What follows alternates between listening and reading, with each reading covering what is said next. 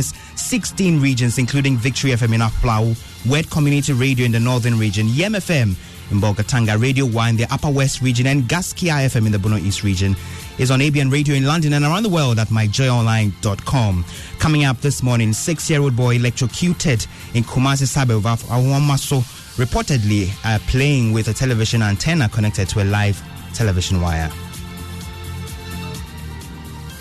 Children under bizarre circumstances. Though I was saddened by the death of the first one, the second incident is too painful. We have details shortly. Also, Ghana's coronavirus cases shoot up by nearly 200 in one day as the country's case count hits more than 7,300. Details coming up as the poor state of roads leading to the only coronavirus testing center in the OT and Volta regions poses challenge to management of a virus there. And in business, Ghana could soon be removed from list of countries with serious money laundering deficiencies before end of the year. Details in 15 minutes.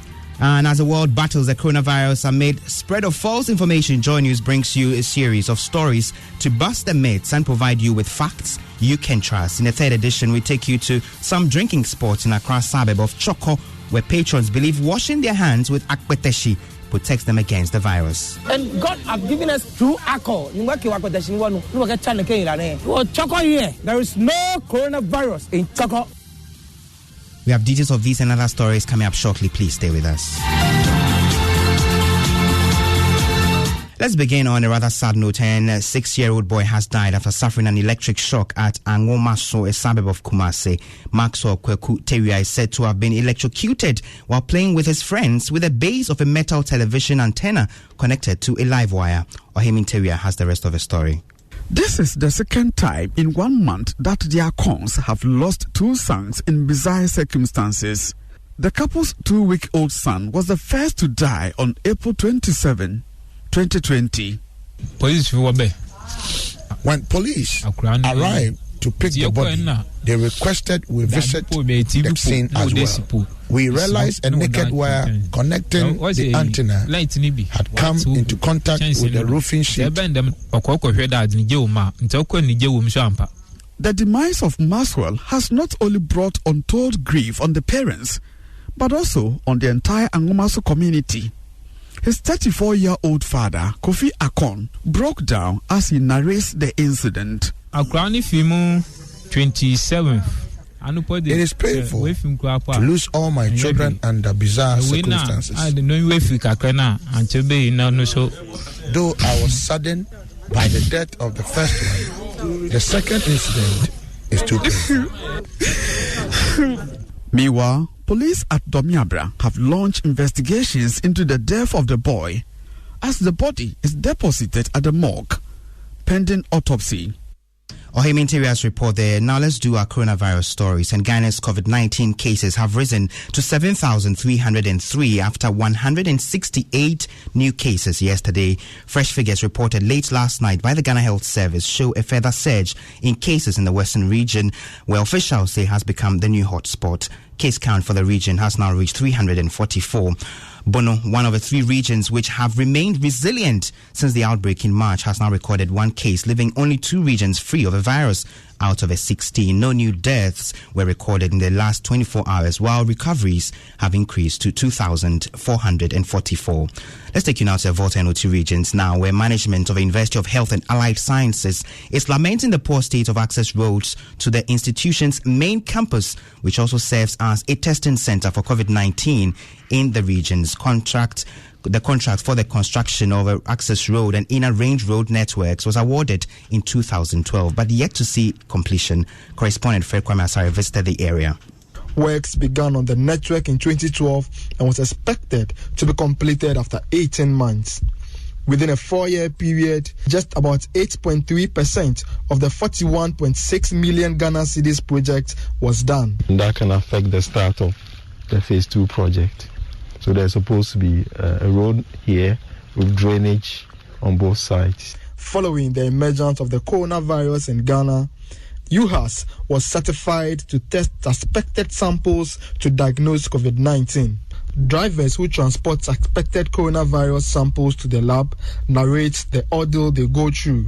Sometimes they carry out the bus will open by itself because of the road. How many minutes does it take you to get here? No, like 15 minutes, but if the road is good, I think I'll use 5 minutes from the town to the campus here.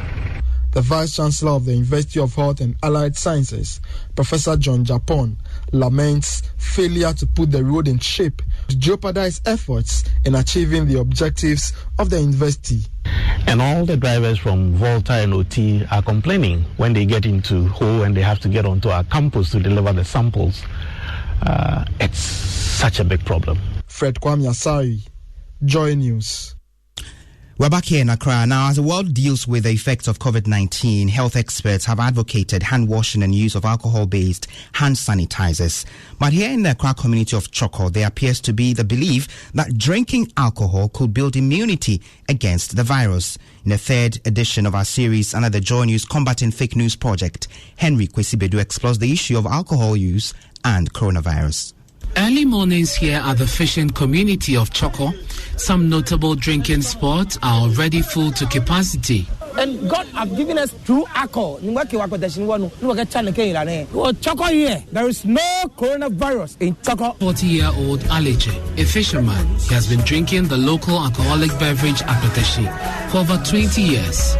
Since the outbreak of COVID-19, his increased his intake of the alcohol. I can take 6, 7, but right now I'm taking 9. Here, the people have replaced alcohol-based sanitizers with Akpeteshi. Nitaki is also a resident at Choco. He even goes a step further.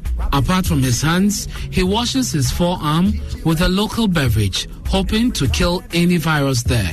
It kills the disease in our body.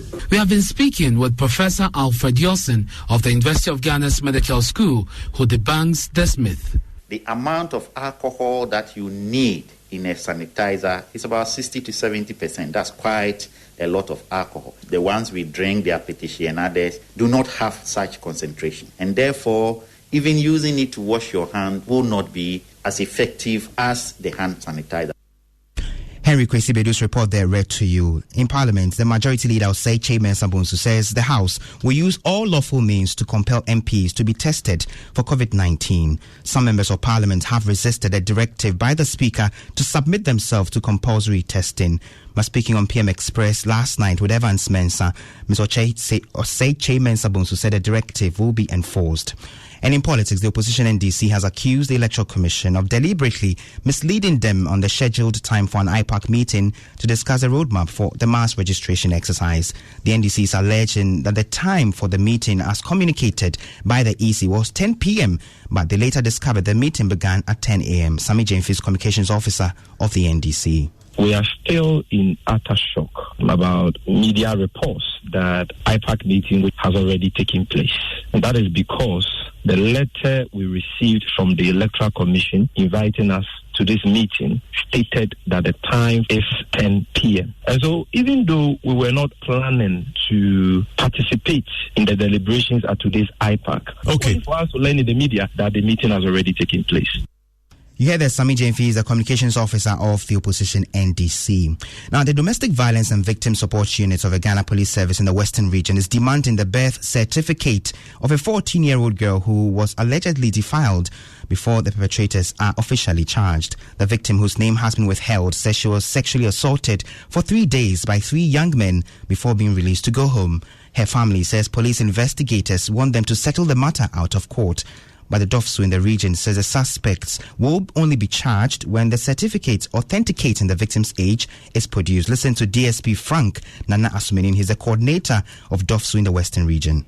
It was on Friday they came. After taking our statements whatsoever, we released the child and then the other 2 boys to their parents to produce them on Tuesday. The investigator went to the scene of crime with them to find out things for himself.